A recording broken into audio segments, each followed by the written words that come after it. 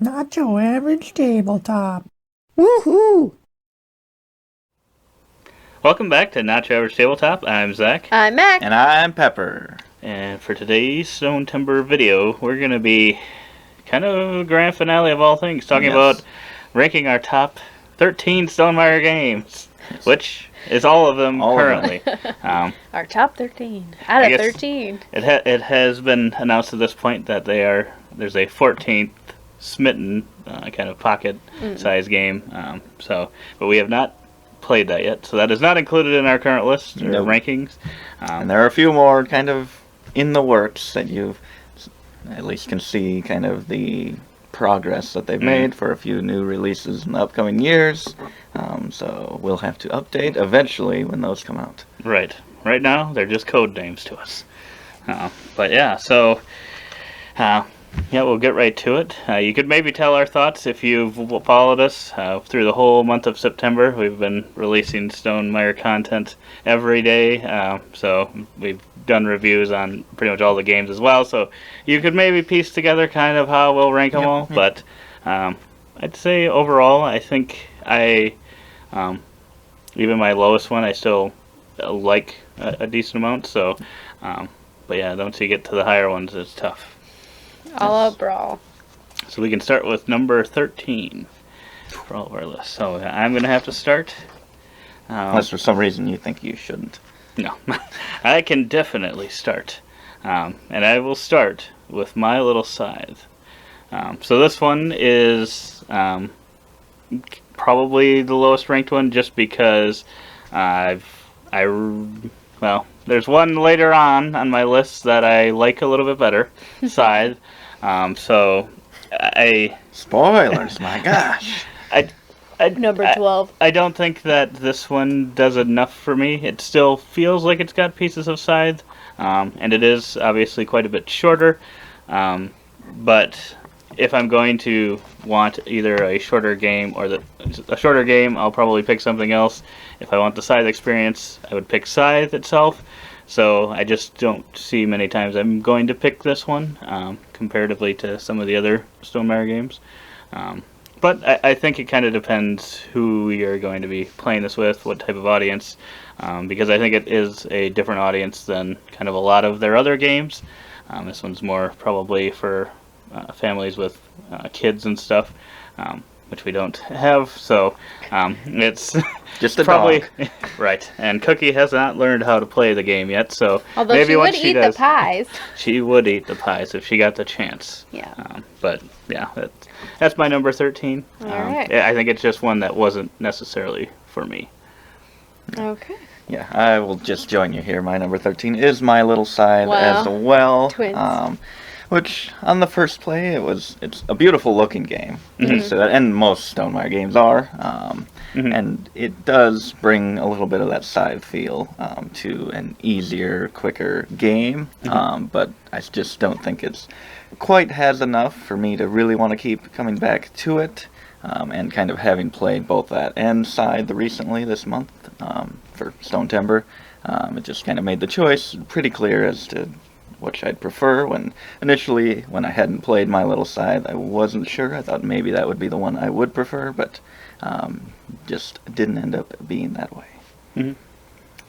Well, my number 13 is not My Little Scythe. So I don't fit in ever with you two. But my number 13 is Rolling Realms, and that's just because I've only played it one time. I've been meaning to get back to it, but with Stone Timber, we've been just playing a lot of other games, and we're trying to do our alphabet soup thing, and so I just haven't gotten it back to the table. But I think it's really interesting that it can switch things in and out, that you can play different things, and so I just really need to dive back into it. So not a reflection of the game at all, just I haven't played it. So Yep. Then we get to my number 12, and that will be Between Two Cities. So this one kind of has a similar thing to My Little Scythe, where there's another game that Stonemaier has that kind of butts heads with it, Between Two Castles. And by this you kind of tell that I prefer that one a little bit more.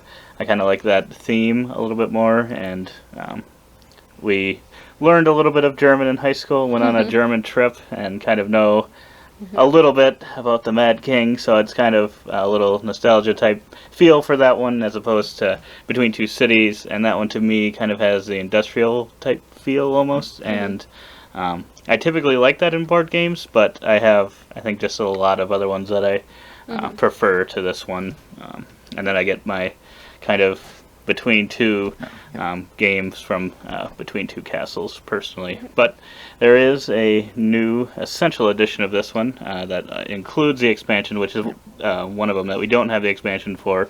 Haven't played with that, so that may add a little bit more to it. Haven't decided yet if we'll get that or not. I suppose I'll see kind of where this one falls on your guys' list. Well, I'm matching you again here. Wow. So we might not be getting that new edition. My number 12 is Between Two Cities, and just kind of the same thing. It's kind of weird that the last two here have just been upped by similar games also released by Stonemaier. So if those other ones didn't exist, these could be higher on the list for sure. But just to get that kind of clever mechanism of being between two castles or cities that you're building, scoring the least of them. I just really love that, and I just think that the other one does it better. Would agree. Well, for my number 12, I'm finally with you guys. I went with Between Two Cities as well. Wow, three-way crossover on the number. I spoke too soon on the 13, I guess. I was like, oh, we never match, but we do here. I've actually only played this game twice, so that's why, I mean, it's literally one more time than Rolling Realms, so that's why I put it higher. You're just ranking them based on the times you've played them. Pretty close to that here. And so I actually really liked Between Two Cities. There is, like you guys have hinted towards, not so subtly, there is another game I prefer with the same or similar mechanisms. But what I really enjoyed was just the constraint on the 4x4, I think it is, for Between Two Cities, which I thought was a really interesting piece, and there's just way less options for like room types, or I guess tile types in this one, and I just found that like really interesting. The scoring I think was a little weird, or it just took me a minute to figure it out. I don't know, I can't remember now because I was expecting to win and then it didn't happen that way, so not a big deal at all. Like I said, that hurts the game, guys. That hurts the game. I played it twice, so I have very little experience, but I liked that one a lot. I thought it was really neat. So yeah, maybe not as expansive as Between Two Castles, which we'll talk about later, but quick and simple. And I think it's quicker and simpler to where if it's been a long day, I could actually see this one being pulled out, not being completely obsolete.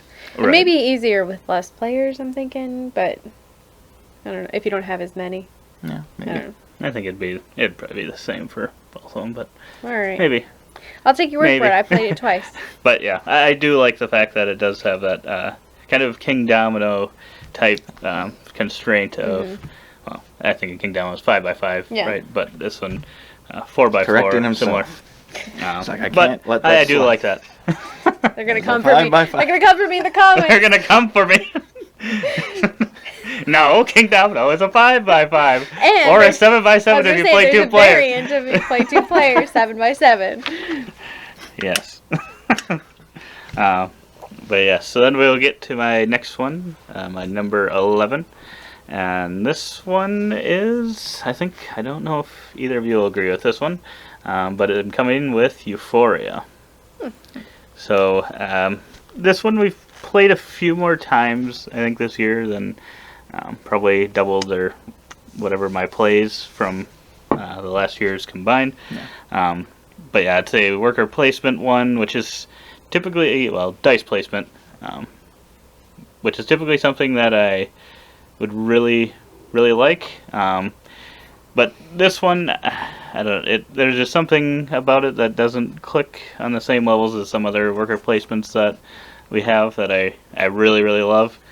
It just, every time I play it, it does feel like it has those fun moments, but I just don't know, like there's just, I don't know, better moments in a lot of worker placement games that I play that are just feel more fun and exciting. And I think one thing that might hurt this one is that it's a race game. Granted, a lot of Stonemaier games are race games, But this one, I don't know. I think it hurts this one maybe the most out of all the ones that are race games, potentially for me anyway. But I think it's still a solid. It has the bumping mechanism, which is pretty fun. Still a solid game, but just not my top one.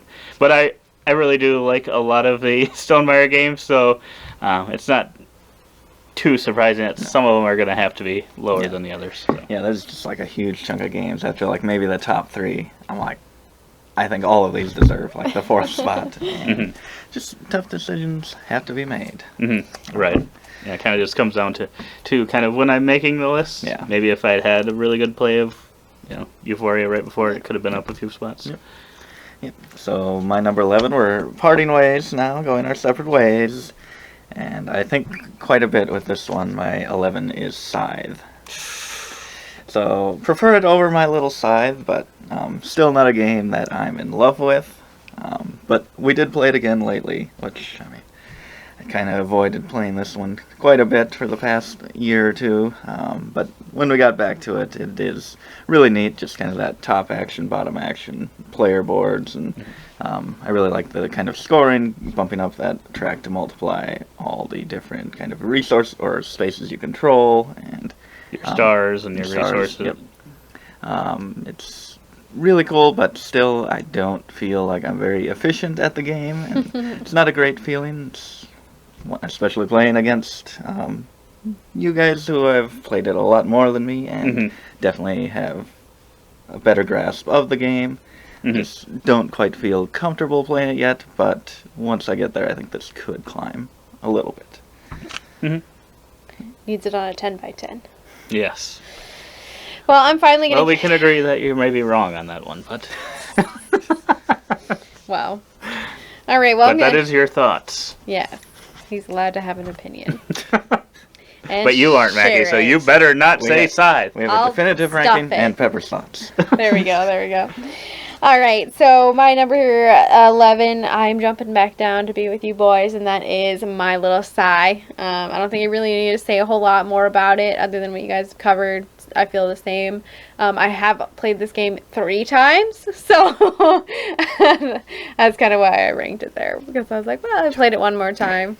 What game has she played 4 times? It was, Pendulum. I think Try to it's play that 5 fun, or 6. and it's very cute, but for other, I would rather play the other version, so. Yeah, it is a little disappointing because the components and stuff in the game and the miniatures are amazing. Yeah.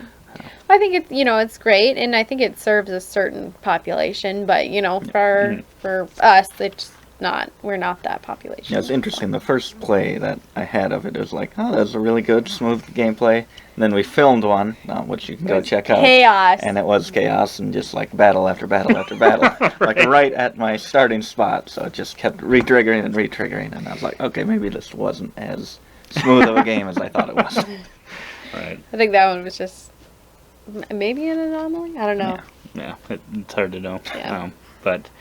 yeah, well then we get to my number 10, which now I'm going to agree with one of yours, and that is Rolling Realms.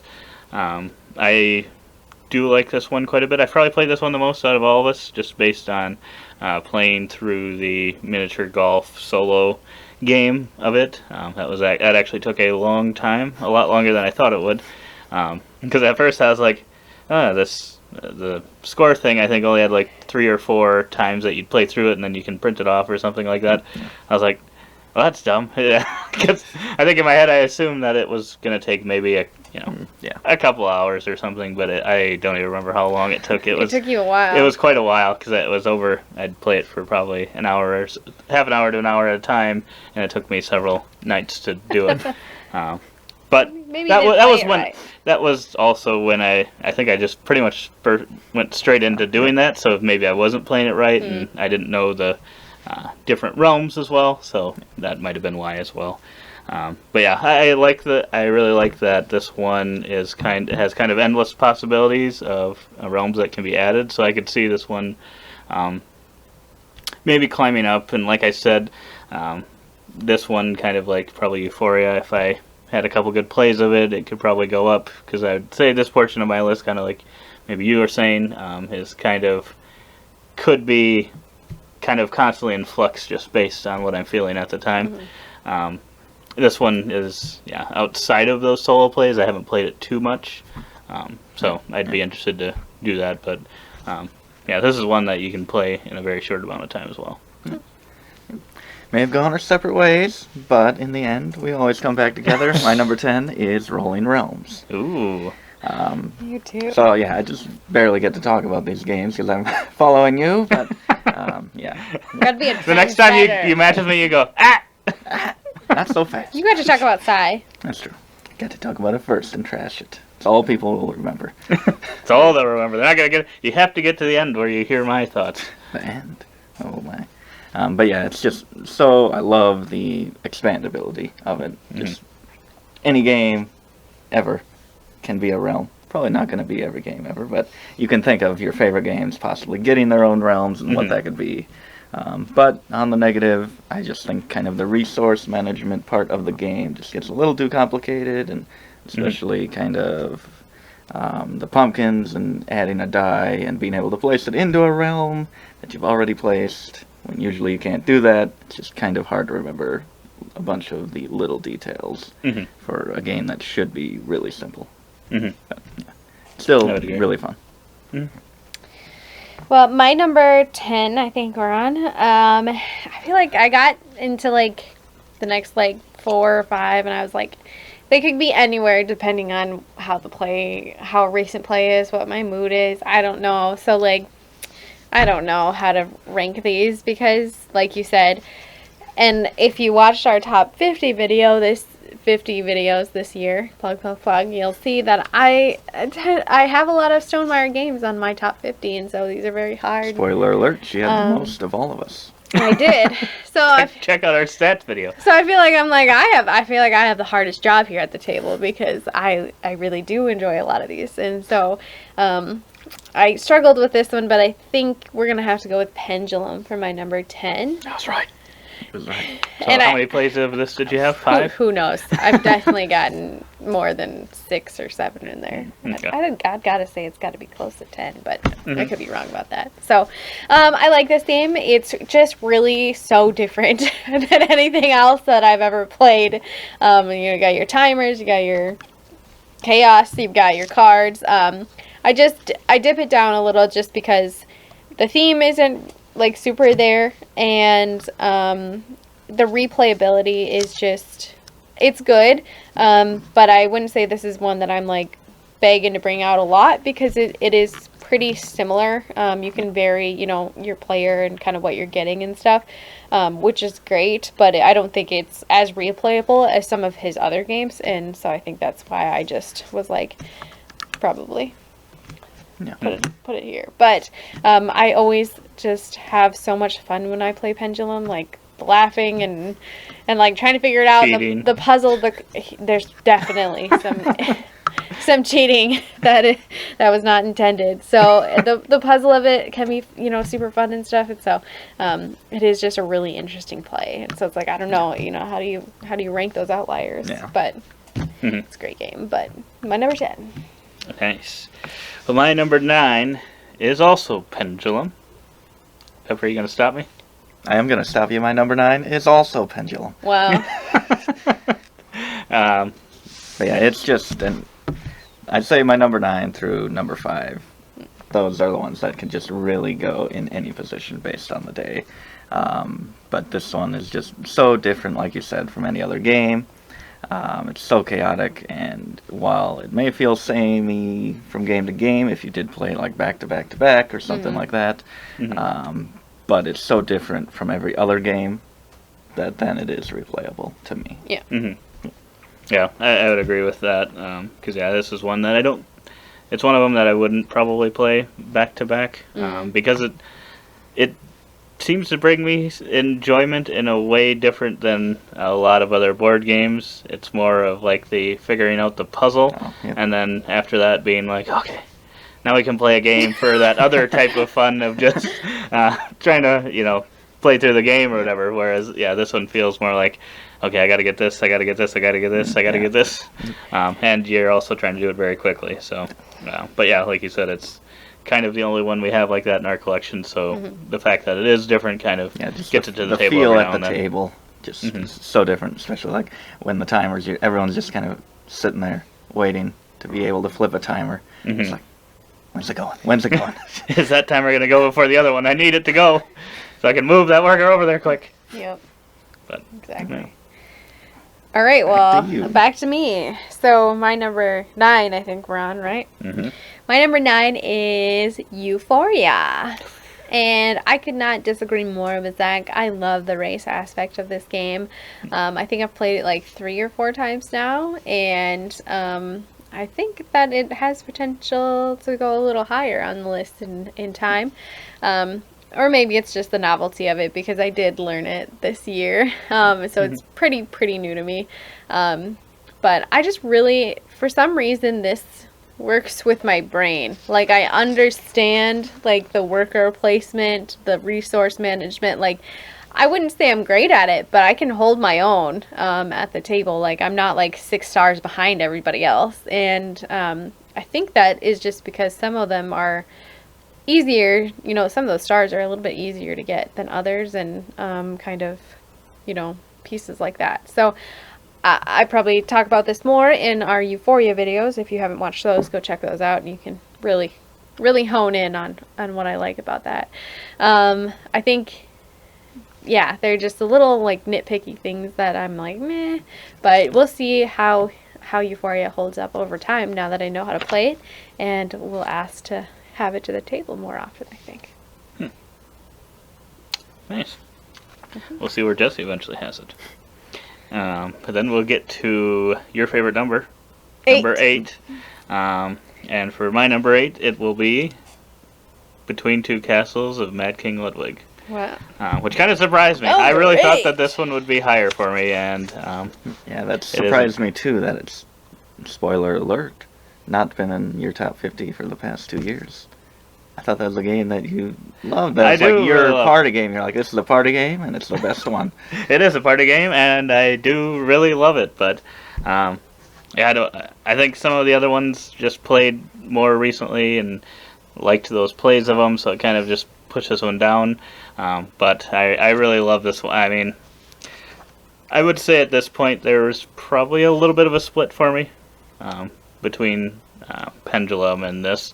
Because yeah, I really like it. I don't know how it ended up number 8. It felt like it would be higher, but no, it's a very similar thing where you're placing the 2 tiles between the two, or your 2 castles you're working on, and I just really love how the different rooms work together.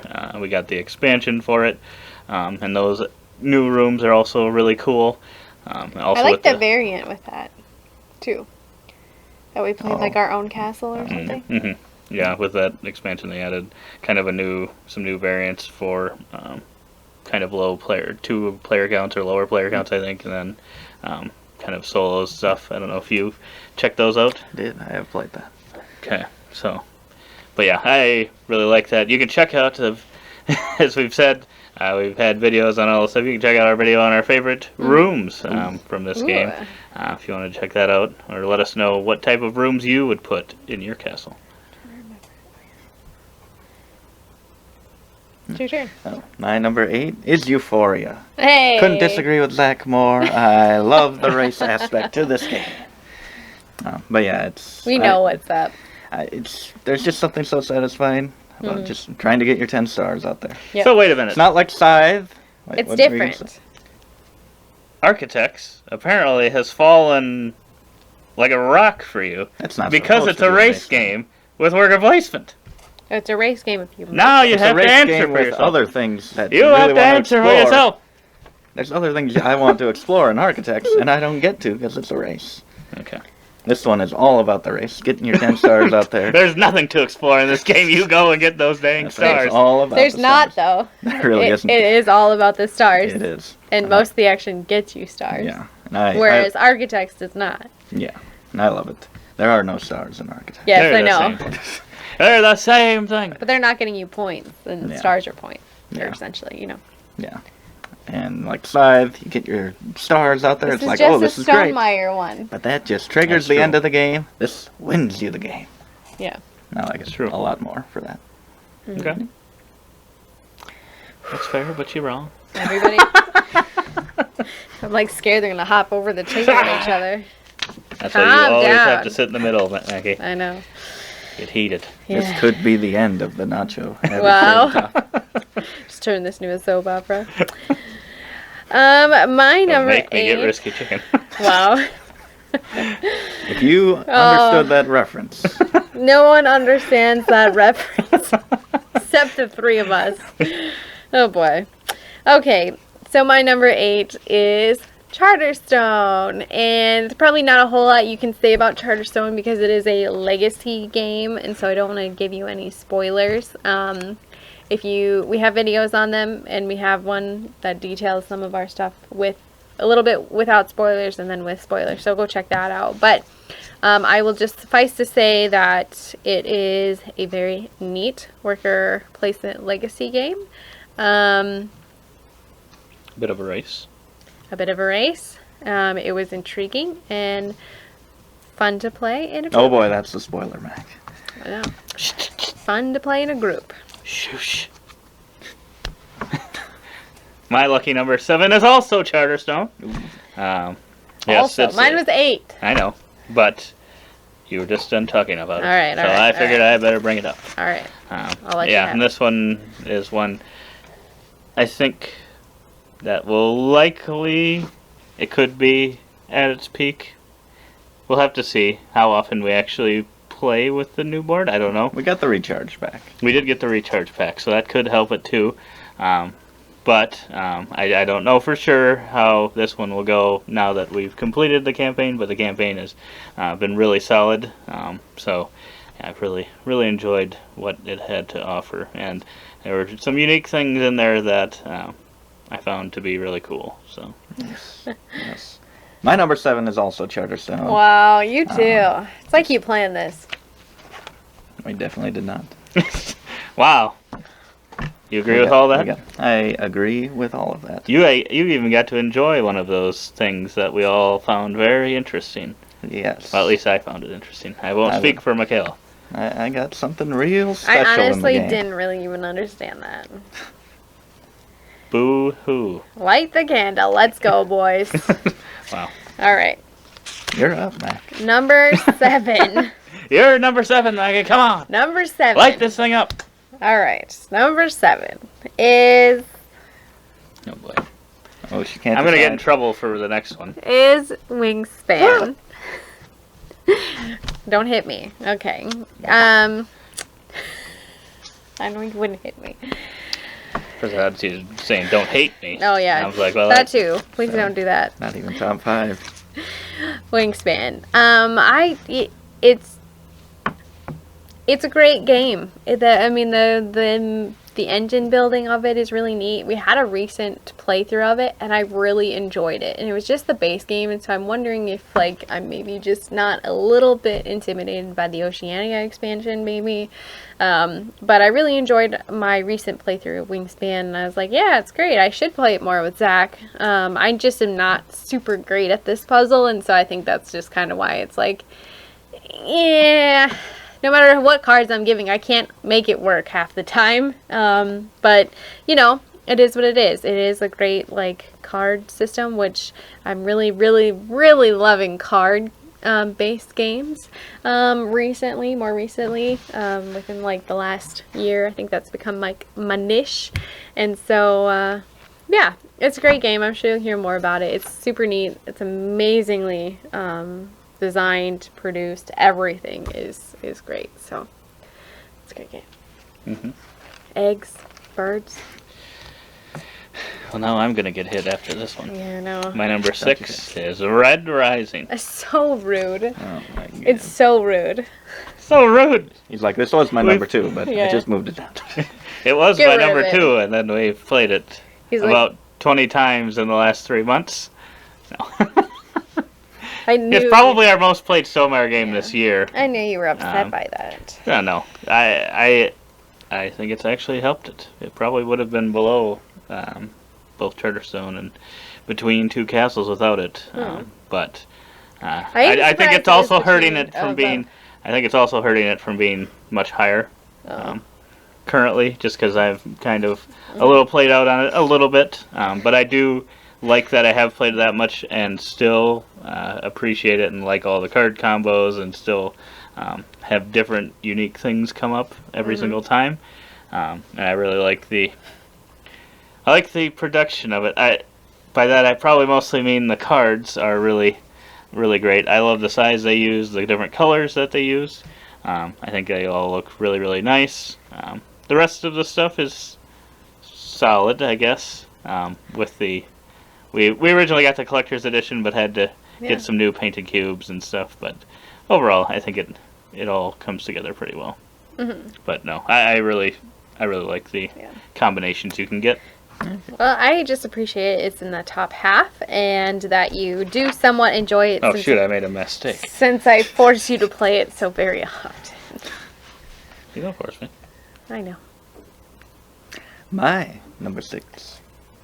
Libertalia. Wow, what a good variety of games on this one. This Well, one she hasn't even said hers yet. Yeah. Oh yeah, that's true. Could be a Good Libertalia. variety. Feeling like too. she's the first one to go. I know. It feels like that, doesn't it? This one is just another one that just feels really different from every other game. And it's kind of a second edition reprinting of, this is Libertalia, Winds of Galecrest, to be clear, reprint Sass. of Libertalia, and it's just so cool. The card play, everyone gets the identical hands, and early on everyone kind of plays the same card if there's one that really works in a situation, but as the game goes on, different people play different cards, and you're just thinking, what have they played? Have they played this particular card? Have they played it and possibly brought it back into their hand? Just trying to figure out what's going to happen with that day and with that voyage, and who's going to get what treasure tokens. It's just something that I love to try to figure out in my head, and usually fail miserably.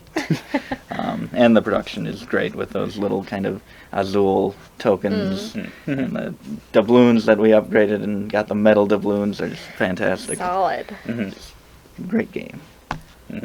Well, I have to agree with you there, Jesse. My number 6 is Libertalia. You had to jinx it, Pepper. Oops. I agree with everything Jesse What an all right said. variety of games for this All number.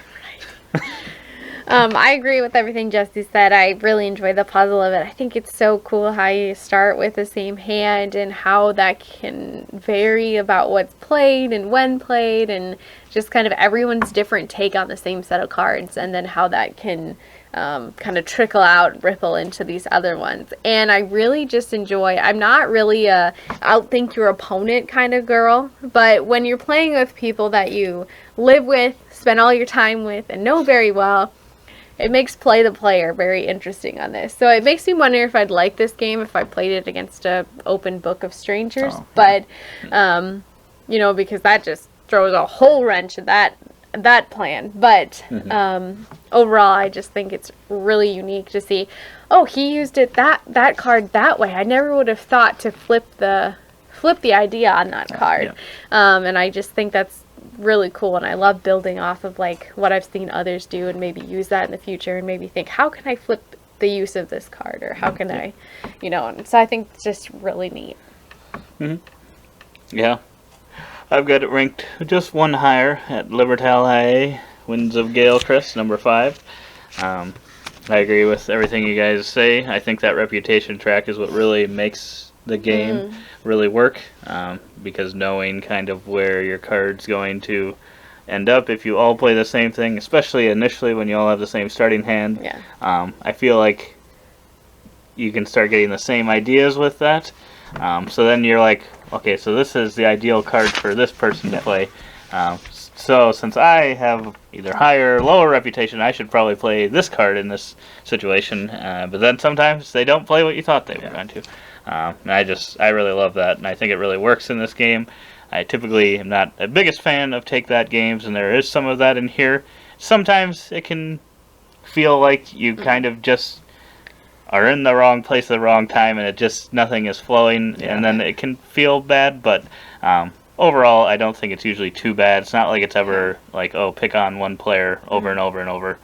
Not easily, anyway. And I think what's interesting is sometimes in games when you get take that, there is like a, I don't know, it's part of the game, right? But in Libertalia, it feels like, well, that's the logical thing to do. Like, you understand why they would play that card. Whereas in some other games, when you have take that, it's like purely because you can do that. Yep. But, like, you're limited to your cards. And so it's like, I understand. And I have, and you've probably had the same card and could do that to another player. So I think it kind of levels that playing field of take that. So I think I really appreciate that in this game.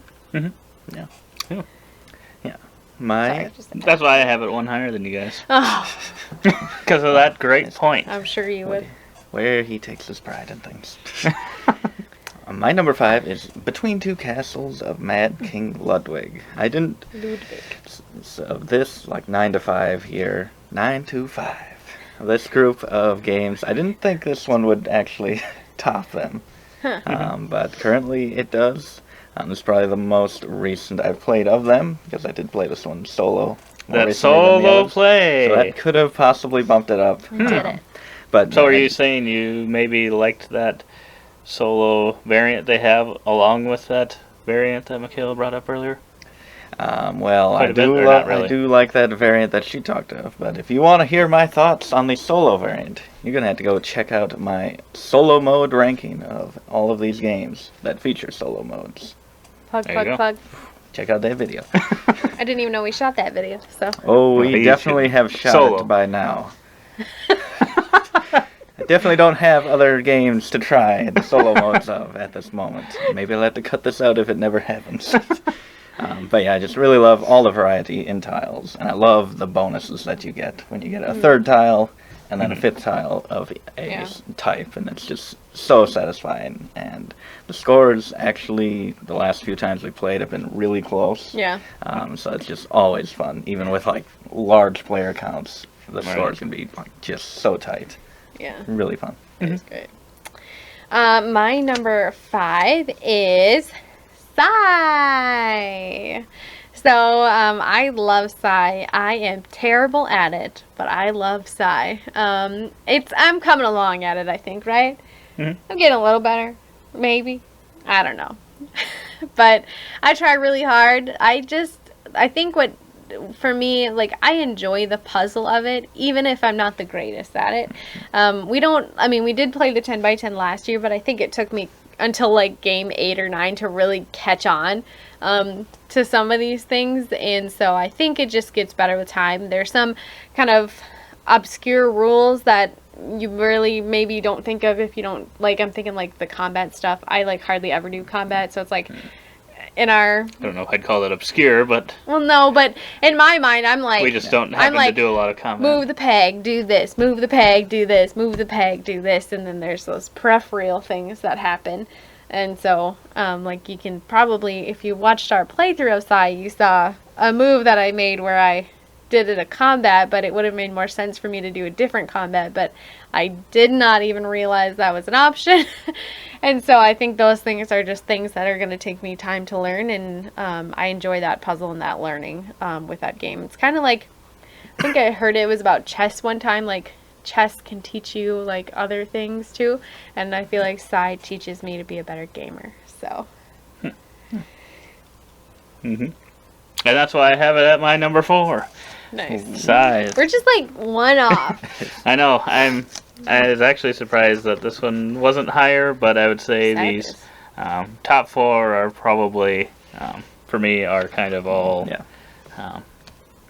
could potentially make my top of my list if I had a bunch of plays in. She's counting what games they could possibly be. I was like, wait a minute. Wait a I minute! couldn't find number 4, and then I'm like, you just Have to said be number careful 4. what kind of finger you're putting up there. Pinky's up. No. Psy is an amazing game. I think I like it the most out of all of us.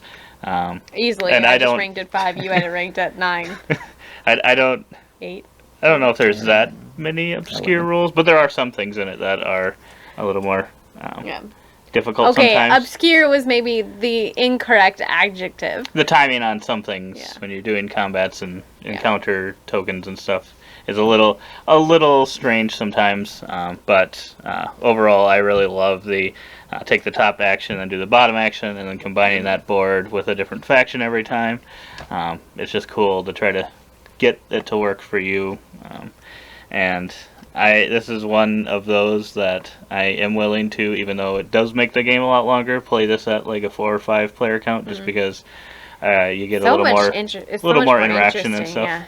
And you kind of know there is that race element, but that doesn't necessarily, even if you get all the stars, doesn't necessarily mean you I got all win. the stars. Doesn't mean you win. Lost. So I do like that about it as well. But yeah, that is Scythe. Ranked much higher than number 9.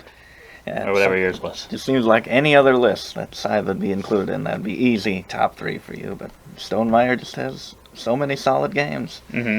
So many. My number 4 is Viticulture. This one's probably the biggest roller coaster any game has ever been on in our collection for me. Started off, you got it, played it a little bit, it was alright. Turns out we played a huge rule wrong for kind of making combo mixed wines, where like if you need a 7 mixed, we needed a 7 red and 7 white. Or really, the sum of the two has to be 7. So we were playing double the grapes. Yeah. Just made it way too hard. Those blush and champagne or whatever were really hard to make there. Right. It was like, just throw it away. I'll never make it. A 9 Why are there champagne? so many of these? Who gets these? I'll never It's make it.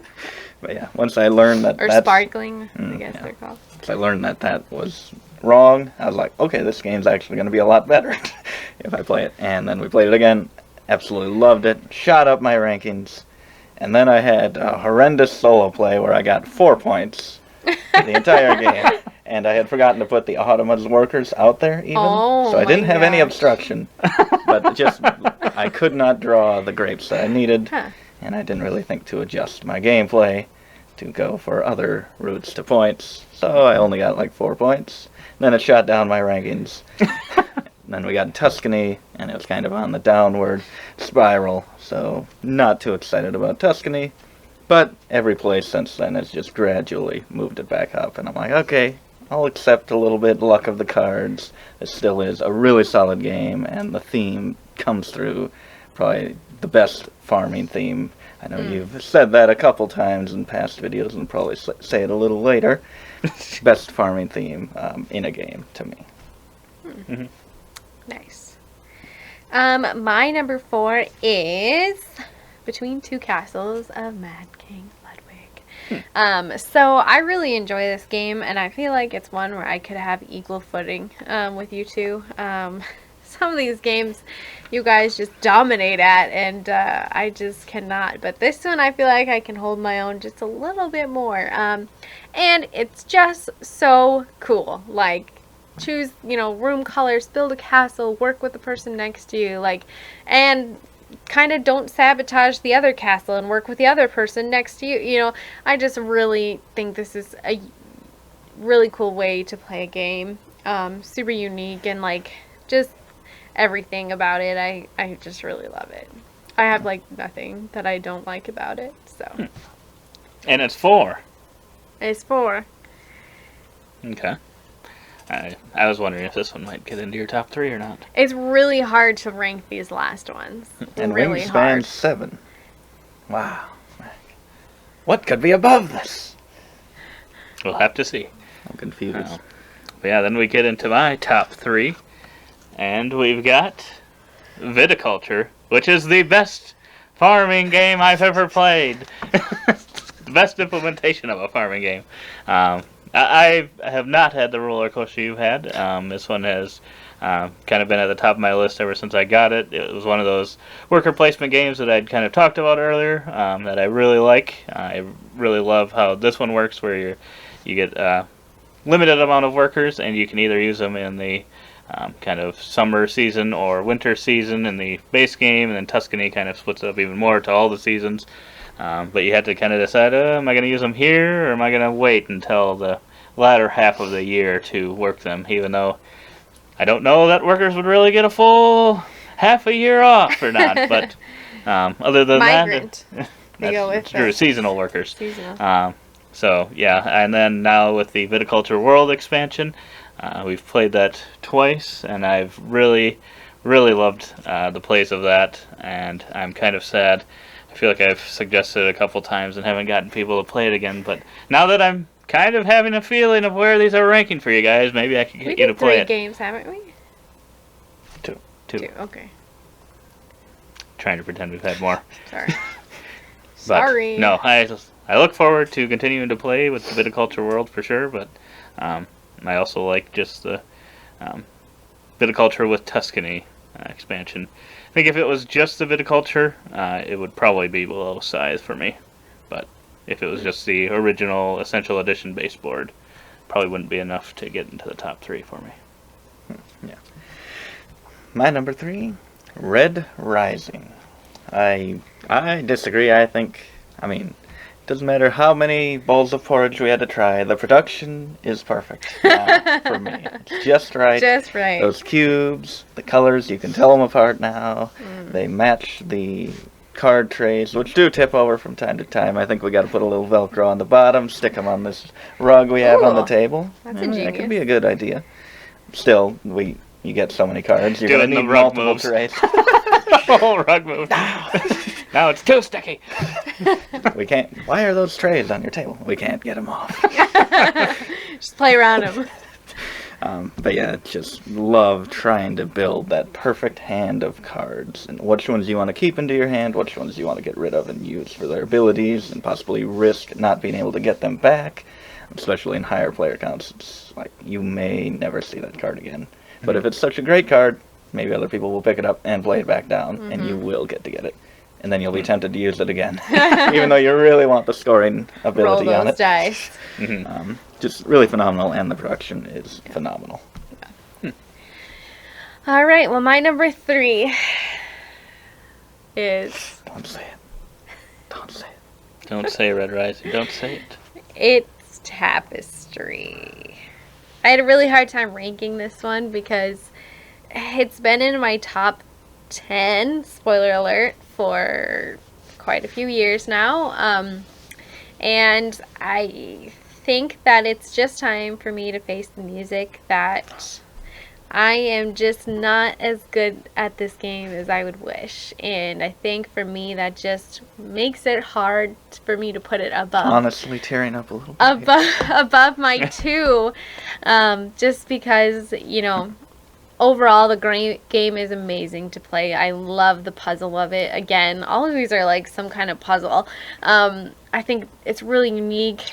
All the player boards, all the combos, the replayability, like, it's excellent. But I just think there are a couple of things and a couple of people that hold it back from, like, really being a great game. Or, really great game.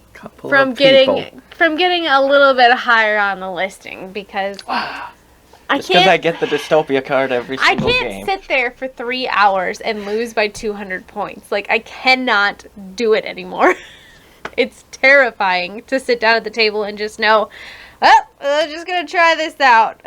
Granted, you guys have way more experience playing this game than me, so that definitely does not help With me. all of our Tap Talk videos that we've done. Exactly. Check 'em out. And I think it's just that this one is not as structured to my brain as I would like. Some of them just aren't that way. So it's a challenge that I really do enjoy. It's just I think when I really boil down my 2 and my 3, it came down to which one I really have enjoyed playing more, and recently it's been my number 2. So these probably will fluctuate, but that's where I'm at today. Yeah, I think if I remember, I probably set your expectations too high, because I think the first 3 times we played this, I think you beat me every time. I did. So Fluke. Like, I got her hooked for another, 12 plays. before she that- starts hating it. Fluke. No, I don't hate it. It's my number 3. I didn't use the right words. Before she starts disliking it. No, you do not dislike it. But yes, you'll see. Well, for me, my number 2 is Wingspan. Ooh. Which is just kind of, if you have watched our top 50 videos of all time, top 50 games of all time videos, this one has been You kind can of check out our top 50 videos of all time. Maybe we'll Go have to check create a 'em out. playlist for that. there we go. But yeah, it's one that's kind of been towards the top of my list every year that we've done that, and ever since I got the game, it's kind of been one of my top 3 games of all time. So that kind of maybe says something about the other one. But yeah, it's just a great engine builder. I had some very high expectations when I got it. Kind of had set the bar pretty high. Pretty much set myself up for if I just even dislike this a little bit, it's probably going to be disappointing, and it never disappointed me. So I really love Wingspan. Yeah. I totally agree. Wingspan is my number 2 as well. And You this boys. used to be my favorite game of all time. I will say that. The production is, I'm going to say it again, phenomenal. My favorite word to use to describe a good-looking game. Phenomenal one. Just everything. The wooden dice. We got the upgraded 3D printed resources. Do you think the nesting box will be phenomenal? I don't know. I'm not sure. I'm not sure about big boxes. They're like, oh, a storage solution. It's like, we already have a storage solution, and apparently that can go in this box. I do like that the neoprene mats are going to Yes. fit in there. Hopefully, I do fit like in there. that. Yes. Or else they'll just be a little too big, and it'll be like, fold it up. Damn it. Yes, that is what I'm very hopeful for. I think that is the biggest reason why Yeah. I'd want that. Just Yeah. because don't usually get neoprene mats because of the having to store them, Yeah. which we could mention in our number 1, I would think, about something possible neoprene mat coming, whether or not we'd get it. But yeah, I'm hopeful that the big box will hold that. Yeah. And then hopefully it'll hold all the future content as well. But the base box is just so good looking. It I'm is always very sad good looking. because big boxes, I usually prefer the base game box cover. But we will see. It does make the base game box pretty superfluous. Yeah. Yeah. So. Well, my Whatever that means. Can't use those big words. All right. My number 2 is viticulture. So kind of like I was hinting to, I've been having a lot of fun playing this one. We even, like Zach said, we've been playing Viticulture World. I really liked Tuscany. I think the only thing I didn't like about that was the stars. But the rest of it I thought was great. Talking about stars and euphoria, and then you come back at me like this. I find it really enjoyable, part of Tuscany. Okay, I'm proud of you, but you didn't even mention it when you talked about it. So I had to leave some good stuff, some good bits hanging out there for you. there you go. He didn't know how you felt about it, and he wanted to disagree. I don't doubt that. So I've just been I was having. luring you into a trap, and you got caught. I wouldn't surprise me, and yeah. Wait So until you hit the second one. yeah. So I just think that it's been really fun going back to viticulture. I think it just didn't get to the table for a while, and through no fault of its own. I mean, we have a bunch of other games to play, so I've really enjoyed our base play of Essential Edition.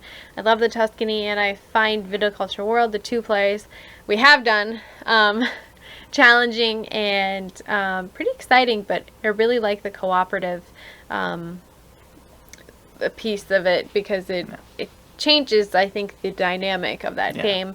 It is a race game, and I feel like I am a much better gamer than I was when we first got Viticulture, and I think I have gotten, well, let's see, the first play of Viticulture World did not go well, but that was probably my first time playing Viticulture in quite a while, but I feel like I'm a much better gamer, and I know how to approach Viticulture now, and that has helped me just a ton to just really enjoy it more, and I've just had more fun playing this game recently than I not expected, but that I remember, having. So whether that's World or what, So like if we hadn't played it that much this year, say we just played the one base game, none of the Viticulture World plays, how high do you think it would have been on your list? Because I'm actually pretty surprised as we kept going along. Yeah. I'm like, she has not mentioned Viticulture yet, and I know Tapestry's kind of fallen for her a little bit.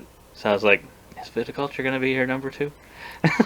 So Yeah. I guess where do you think it would have been if we hadn't if Viticulture World hadn't come out this year, I'm So I- guessing we'd only played it like So I once. think it would be number 3 because that's where it was in my top 50. And when I look at the Stonemaier games that Was I it? had, yep, it was Of the Stonemaier of the games. Stonemaier games, Of those 3, it was third. I believe, if I remember correctly. I didn't realize it was the third highest Stonemaier game on your list. Top 50. Yep, it is. Okay. So I think it would have stayed right there. And I think that's just because between Two Castles, like I said, I have nothing. I love that game. It just does. Viticulture is just different, and so I like it in a different way. But I think, by just recent plays of Viticulture have really just reawakened me to loving that game because the theme is so on point. It's so cool. I love like the whole process of it. And it's a little lucky, but at the same time too, like I said with Tapestry, there's just been some things lately where I'm just coming to realize that, maybe my brain is just not in tune to this game like I was hoping it would be. So, all still really great games. I mean, we're talking about 2 and 3 here, and it sounds so great when we say it, but... But now we get to our only good ones. Our number ones. The only good ones I forgot. Everything else is leaving the collection. My number 1, if you haven't been paying attention, is Tapestry. Tap, tap, tap, tap. Jesse, do you have any comment? I have no comment. Okay. Other than this is also my number 1. Of course. Yes. So I don't think We that's... talk about it. We talk all the time. We do. Plug. We actually haven't played it this year as much as other years, but we are doing the Alphabet Soup Challenge, so trying to get through all of our games, and some of them we haven't played in a while, so kind of relearning some of those old games that we hadn't played to see if they should stay in the collection or not. So check those the videos out that we've done on each letter. We're playing through it, A to Z. But now getting back to Tapestry and the Tap Talks, Yes. and our favorite civilizations and all that. It's just, everything about it is amazing. It may, as people say, may not be an actual civilization game, but it is civilization And it may not be themed, balanced at all. and it may not be balanced. I am I am get curious to with see them. how the balance will affect. I am interested as well. At first, I was a little like, because their kind of the initial things that they were going to do was like give lose people 5 points per player, Yeah. or lose a resource. either get Gain rid of this. resources, gain points, lose points, and I just thought, I don't know that really fixes it. That just kind of, because then it kind of sets you off in different. Kind of that first initial income, finishing up on that, if you're just giving people resources or taking away resources, you're kind of triggering those at different time periods. Yeah, so then the one who's supposed to be getting the advantage is going to be taking the income later, Right. which means the other person is going to get those bonus resources for taking their income first. Right. But now it's, I think, at least from the last one, we always play without so we don't really look at kind of the new suggestions on them, but I think I did look at them recently, and it sounds like they're kind of going away from that and kind of actually trying to either redo or kind of change the wording on some of them. So I hope that that'll be the case for at least a majority of them. Just actually changing the civilizations. So, because I think it's fine without them. I don't need the adjustments, because to me, I'm So like, you'd play the, what's that really low one? Architects? well, you'll have to check out our list for our lowest ranked Alchemist? ones, but Alchemist is one of my lower So you'd ranked play ones. that versus the spies? I would, and just to see if I could beat it without the changes. Let's do it. Oh, Let's do it, boy. Mac. Let's take them on. Take me on. You guys have to take the 2 No, highest ones to score high with, and I'll take the future. I would say there are some that aren't as fun, but I don't know that if they had been balanced, if that would have necessarily changed them. Yeah. Possibly. I think there's a lot to the rest of the game. Sometimes the civilizations don't even necessarily affect it too much, the rest of what you're The doing. unbalanced tapestry cards can swing it just as much. Just if as not much. more. Than the And civilizations. if you get the right tiles, just if you get the right tech cards, luck. it could change it all completely. So much luck. So much luck. But the Rewarding. way it comes together is just so rewarding. It is. It's the most rewarding game. You move up a tier, or get a landmark. feels like, oh my god, I'm getting towards those fantastic benefits. Fill it in the capital Get those city. benefits. Until Place the tile. somebody Fill in the comes capital from city. below, Get some points. takes Get some it from resources. you. Had that happen Yes. multiple times. Income Yes. buildings. Taking those off the More map. resources. It's just Revealing like, a resource. It's just like the clans of Caledonia, where you're pulling them off your board, putting them out Okay, onto you've the board. gone too far. And then you see what you're producing. It's the same type of thing in this one, where you're taking income buildings off, putting them on your own capital city. I guess that's a little bit different than the polyomino. I really like that a lot. And then I like how you get your production up. Amazing game. Perfect game. Wow. Perfect. A perfectly imperfect game. That's cute. Did you practice that before we started? No, it? I actually didn't even know what I was going to say after that word. And I just thought of it. You guys So I got lucky. are too cute. All right. Well, my number I just one. about didn't say anything after a perfectly game. Wow. Just perfectly. Well, my number one, because not to be overshadowed here, I'll end the video. My number one is Red Rising. That's right, boys and girls. You may disagree with me, but I love this game. I love it. I make Zach play it all the time. It's the only game I want to play most of the time. And that is just, I can't even almost put it into words anymore of how much I love this one. I can lose by a buttload and still be like, all right, let's do round two, because that's how the game can change so much. I have started to see some cards coming out and being used in some ways very frequently. We lately. changed the meta And I'm kind of like that we weren't starting. using before. I'm starting to question that a little bit. Those but two people that killed Tapestry for you are they're coming invading. in for Red Rising, one at a time. Well, you give them enough time to look at these cards long enough, I know. they're going to find ways to exploit. I know. And so it's kind of like Libertalia in that way, how people can kind of flip the dynamic on a card and sometimes. And so I think it's just really fun to try and get the best cards in your hand that you can to try and move some of them out, play them, get better cards. Just the dynamic at the table, I think, is just always really fun. I will say I have not enjoyed it in higher player counts, like the high, like the 5 or the 6. That wasn't super great, just because it was pure chaos, and when it got to your turn, you're like, oh, what do I do now? But Red Rising is a game that can change every time you play it. You might end up with every column banished. You might end up with a stack in one column and 2 cards in the others. It's just totally dependent on what cards come out in what order and who has what. So I just love that whole variability in it. Yeah. It's totally luck based, kind of, and I love it. It's I wouldn't weird. say it's totally luck based. No, you can make. Don't your take own. my wins away from me. You make your own. Make my own luck. Yeah. So I love it. Yeah. So yeah, those are our rankings of the Stonemaier Games. If you've made it this far, All great games. they're all very solid games. All good games. Yes. A lot of great games. Which I wonder if you pull like other like designer or publisher games, if they would have a solid 13 list. Bruno Catala. I can't name 13 we go. games. I don't know if I can name 13 either, but he does have some solid games. Yeah. But yeah, so yeah, I agree. A lot of mostly great games, And and we then got some good games. playthroughs For sure. of all but one of these, I believe, Mhm. out there. We did not do a Charterstone since Yeah. we had a finished campaign board. Not that the board changes throughout the campaign, but we did not want to reveal those spoilers and thought it might not really Gonna have work. to cut that. Mhm. Gonna have to cut that hard. But yeah, we got the reviews on all of them as well. So yeah, check out all of our videos. Anything that sounds interesting, hopefully. Because I'm guessing this is the last video that we'll be posting for Stone Temper. Hopefully you like some of the videos. And thank like you for this one. joining us And yeah, if you've made it this far, we appreciate you watching. through the month.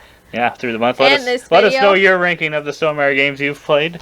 Yeah. And yeah, go back and check out any of them that you missed. There's probably about 40 to 50 videos, so there's plenty to watch there. And we hope to continue to cover Stonemaier games as they come out with their new stuff eventually, their expansions. Probably the next thing we'd cover would be think maybe, well, probably the newest stuff that they've got. Some of the Rolling Realms, and then When does that arrive?